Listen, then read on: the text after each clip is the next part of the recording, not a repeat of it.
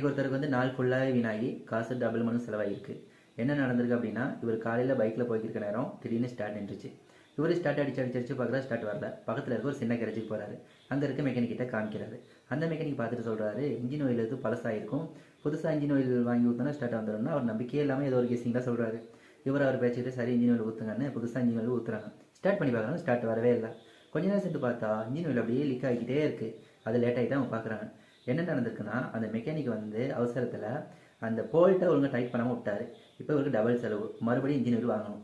அதை ஊற்றிக்கிட்டு இன்னும் கொஞ்சம் தூரம் போகிறாரு ஒரு பெரிய மெக்கானிக் பார்க்க. அவர் நல்ல அனுபவம் வாய்ந்த ஒரு மெக்கானிக்.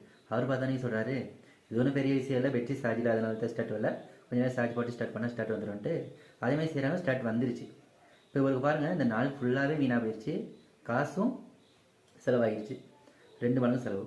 இப்போ இதில் நம்ம கற்றுக்க வேண்டிய விஷயம் என்ன அப்படின்னா, எந்த ஒரு வாகனமாக இருந்தாலுமே ஏதாச்சும் ஒரு ரிப்பேர் அப்படின்னா அதுக்கு பொருத்தமான அந்த ரிப்பேர் சம்மந்தமாக தெரிஞ்ச ஒரு மெக்கானிக்கிட்ட, அனுபவம் வாய்ந்த ஒரு மெக்கானிக்கிட்ட போனோம் அப்படின்னா நமக்கு நேரத்தையும் பணத்தையும் மிச்சம் பண்ணிக்கொள்ளக்கூடியதாக இருக்கும்.